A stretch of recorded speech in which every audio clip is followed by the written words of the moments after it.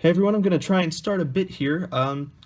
If there's a week where I've seen a movie that I really like and I want other people to go see, then I'm going to try and do a weekly movie recommendation video about it. Now, I'm going to try and do one every week, but I don't know if that's necessarily reasonable. But I'll try. I'll see how it goes. I don't know. It might be like a bi-weekly movie recommendation, but I don't know. Anyways, this week's recommendation is a French film directed by Julian Schnabel. I'm not entirely sure how to pronounce that, but it's called The Diving Bell and the Butterfly.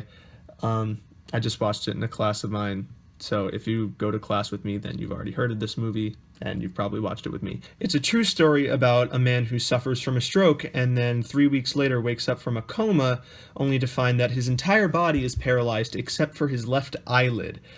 So very slowly he comes to terms with this condition, and with the help of the nurses and aides at the hospital he's in, they even find a way for him to communicate with other people by having someone else rattle off the alphabet, and he blinks his one eye every time they reach a letter that he wants to use. So it's an incredibly slow way of communicating, but throughout the film he uses this method to write a memoir about how he feels and his condition and how he's going through life with it. Now, it's a very beautiful movie, and the film uses some really interesting techniques of putting you in the shoes of a person in this rare condition that otherwise you might not be able to relate with. When the film begins and the main character, his name is Jean Doe, I don't know if that's a reference to the English name of John Doe. It's probably not, because he's a real person, so why would that even be a thing? Anyways, the main character, John Doe, is coming to terms with his condition, and he feels trapped in his own body. I mean, rightfully so. So most of the film is all filmed in a first-person point of view. So it kind of forces the audience to relate with him, whether they want to or not. And it's a very effective way of putting us in his shoes and making us relate to this character. As the film progresses and he slowly learns how to live with his condition, the camera begins to show scenes from the third person. So it shows how he's becoming more aware, he's becoming more accepting of his condition, and he's starting to appreciate life as a whole again.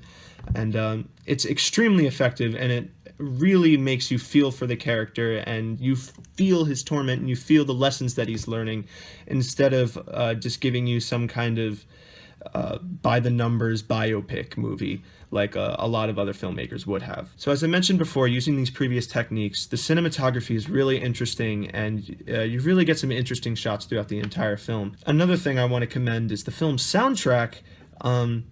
It's very memorable. There's this one piano theme that keeps playing throughout the entire film, and I haven't really thought about it that much. I don't exactly know what the theme is supposed to represent, but it's a very beautiful theme, and it's very memorable.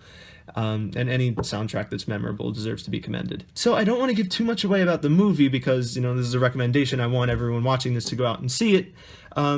So yeah, these videos are going to be kind of shorter, but this week's recommendation is The Diving Bell and the Butterfly, directed by Julian Schnabel. Schnabel. I have no fucking idea how to pronounce that. Alright, thanks for watching.